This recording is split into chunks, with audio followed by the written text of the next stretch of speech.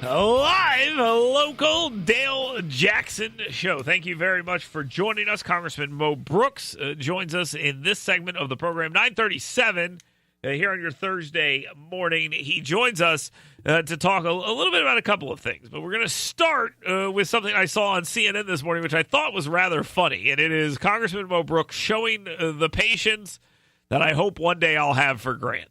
Because this thing went on for a pretty long time. There was one question that I saw, because I think I joined the interview midway through, and the question was essentially, hey, Congressman Brooks, how bad is Donald Trump for saying bad things about us? That was the gist. We'll talk about that with Congressman Mo Brooks here right now. Congressman, good morning. Thank you very much for joining us. I believe the reason they brought you on CNN this morning was to talk about the congressional baseball game. So let's do that first. Didn't you blow out a hamstring a couple of years ago playing baseball in this game? That was the first inning of the first game that I played. I was in right field, bases loaded, 2 outs, and they had a soft line drive down the right field line, and I went full speed, made a pretty good running catch, and the moment I caught the ball, I pulled my right hamstring. So, yeah. I haven't been injured since then, but that was the way to go out. Saved a bunch of runs. You guys still lost that game, so you blew out your hamstring for no reason. Just throwing that out there. Oh, come on, Dale. Just let me rub that in there for you. The game is the game today? The game is tonight at the Washington National Stadium. We'll probably have over, say, 10 to 15,000 people. I don't know if we'll be able to match how much we raised for local charities, kids, and law enforcement last year. We raised $1.8 million, but if we can get in the 800,000 to $1 million mark, that'll be a good year. Yeah, I think that's pretty true right there. All right, so any chance that you guys are going to win this year? Because I know the Democrats are stacked. Well, the Democrats have a fellow who pitched in college, and he's still pretty young. He's in his 40s, so he's still got a lively arm. Cedric Richmond out of New Orleans. He's a tough nut to crack. The only time we beat him since I've been in Congress was the night after they had an all-night sit-in on the House floor where they took over the House floor and wouldn't let us conduct business. And so we failed last night to figure out a way to get him to do another all-nighter. Yeah, that's exactly what you guys should do. You guys should all run back to Congress and start trying to vote on things, and then you can maybe get them in there. All right, so let's move past that. You were on CNN to discuss this. Did any of that even come up before Allison Camerata went insane on you because Donald Trump called the media the enemy of the people?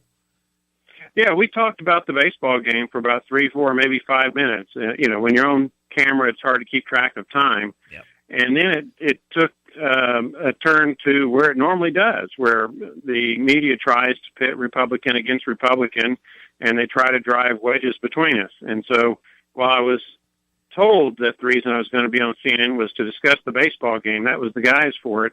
It appears that the real substance was to try to get me to be critical of President Trump's public comments. Yeah, that was pretty obvious. All right, so Donald Trump sent out a tweet, and basically what he said was the fake news media is the enemy of the American people. Now, I don't know why CNN assumes themselves to be the fake news media, but that is up to them to decide. Donald Trump's language is not really all that outrageous, and they clearly are not afraid of him. Here they are sitting on desks in New York City and Washington, D.C., openly criticizing the most powerful man in the entire free world, and they don't seem to be scared. So why is this? Why are they so worried about this? Is that a real thing, or is this just, oh, my God, can you believe Trump said this so they can complain more about him? In my judgment, it was an effort to try to get Republicans to be less united in our support for the Make America Great Again agenda.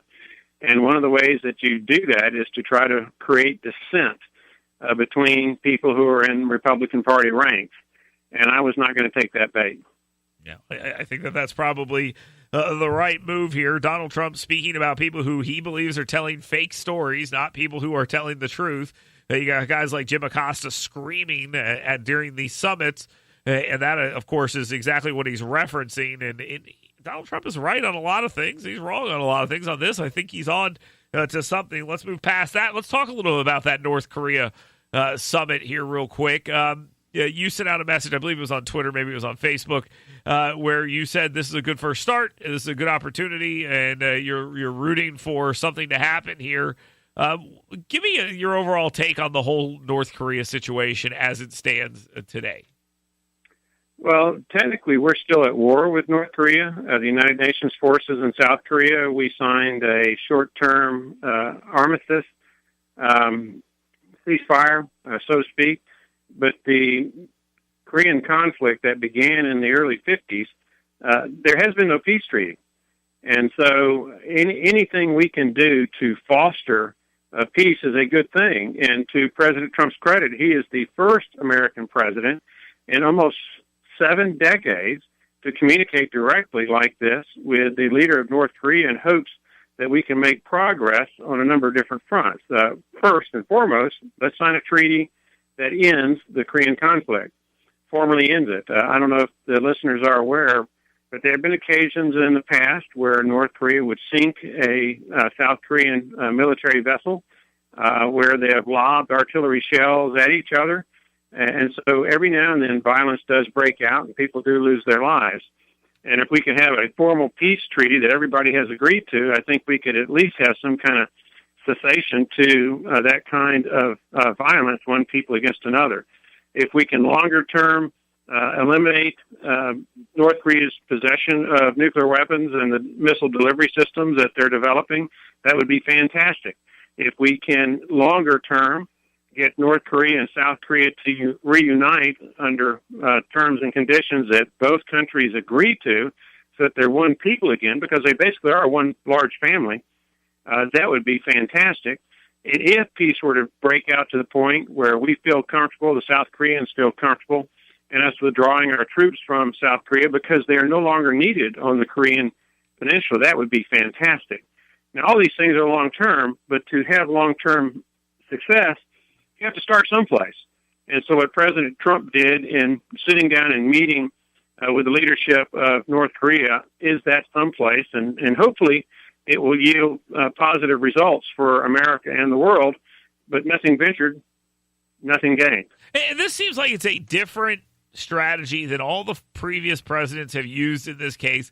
It's a flattery strategy where they meet with the guy, they talk nice about him, they try to get him to basically come on board for negotiations, and then they send in the Mike Pompeos of the world and the foreign policy teams and the diplomats and try to piece together something, as opposed to sending them in and trying to piece together what happened after the fact. And I just or piece it together and then send in the head of state afterwards. Are you uncomfortable by that, or is this change in strategy something you welcome? I'm for trying any technique that has a chance of yielding success. And President Trump, I think most everyone would agree, he's got a unique way of handling himself as President of the United States. He's had great success with his personality and approaches in the private sector, and he's had some success as President of the United States using the same kind of approaches. Keep in mind that for a year or more, Donald Trump was using the strongest, harshest language that you can imagine about North Korea and its leadership, and that seems to be a part of his modus operandi, how he conducts himself. And if you look at his history, he's had pretty good results using that approach. And so if you can use both the carrot and the stick and come out with a successful outcome, hats off to him. And so we'll see how it plays out.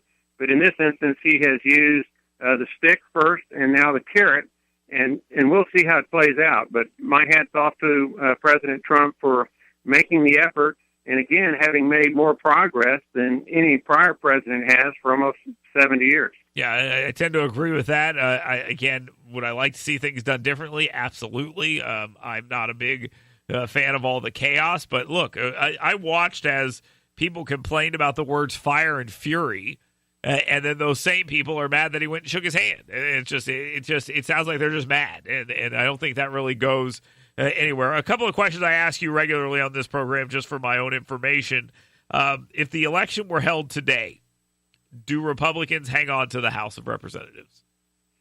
Hard to tell. Since you last asked me that question, the generic ballot has moved 3 to 4 points in favor of the Democrats, and I personally think that's attributable to Republicans seeming to be amenable to amnesty for illegal aliens. And that turns off a lot of our Republican base, particularly those families that are struggling to make ends meet, because the surge in illegal aliens have not only cost us jobs, but they've also suppressed wages that families would otherwise be able to earn.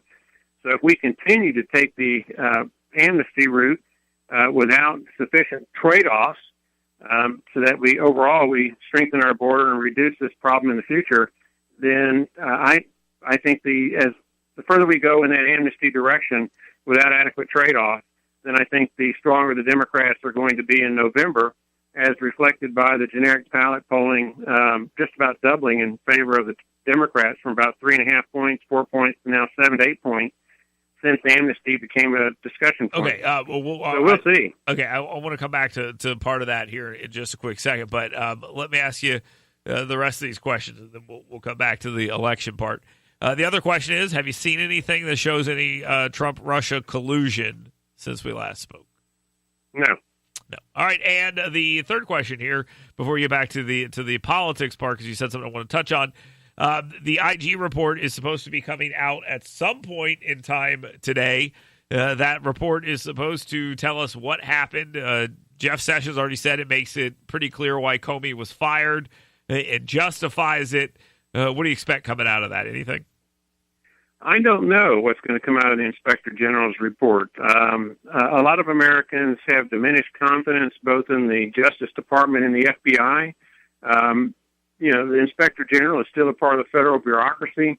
How many allies do the Clintons and the socialists and the Democrats and the liberals and whatnot have inside the Inspector General's office, as they have shown to have in the FBI and the Department of Justice? I don't know.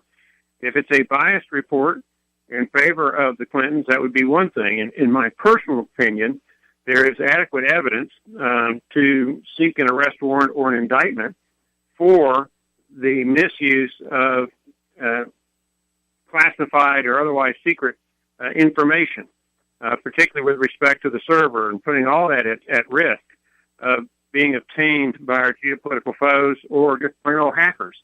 And so I disagreed with Comey's conclusion in the summer of 2016 that there was insufficient evidence to pursue this matter further with respect to Hillary Clinton and her mishandling of that sensitive information. What the Inspector General's report will say, I don't know. And I don't know because there's such a wide range of political opinions up here in Washington, D.C. specifically, but also the federal government generally. And it seems that the outcome of these types of investigations is determined by the lenses one uses, Republican, Democrat, liberal, or conservative, socialist, or whatever, the way that they see the world. And the way that they see the world often determines the outcome. Okay, there we go. And last, I want to go back to this immigration thing just for a second before I let you go. And thank you for coming on such short notice. The moderates tried to put together a discharge position to get an immigration bill on that would have given amnesty to illegals. I guess Speaker Ryan... Well, they're not moderates, they're liberals, and they may as well be Democrats if they're going to abandon the American people to the extent that they have. I'm sorry for interjecting, but go ahead. That's fine. That's your perspective. But they're labeled. A lot of them are labeled Republican, or some are labeled Republicans. But that's either here. Yeah, that's the way the media labels them as moderates, when in fact they're left wing. Okay, fair enough. The issue though is Speaker Ryan said, "Okay, fine, we're going to put this bill in place, and the bill that they have in place has a little bit of temporary amnesty. It has." Money for a border wall, it ends chain migration, and it ends the visa lottery stuff. Are you near a yes on that? Or is the temporary amnesty, or whatever we want to call it, temporary legal status, is that a non-starter for you? I am hesitant to take a position one way or the other until we actually have legislation. Right now, what we have are a whole bunch of trial balloons that are being floated, a whole bunch of possibilities. I want to see legislation that best protects the jobs and incomes of the American people. I also want legislation that does not repeat the mistakes of 1986 when we last gave amnesty, and the mistaken belief that we actually would trade that off for border security and that it actually would fix the problem, when in fact it made the problem far, far worse. And if we're going to do the same thing this time, where we make border security far worse than better, then we have learned nothing from 1986. We've repeated our mistakes, and the American people are going to suffer from that. So I'm going to wait and see what the bill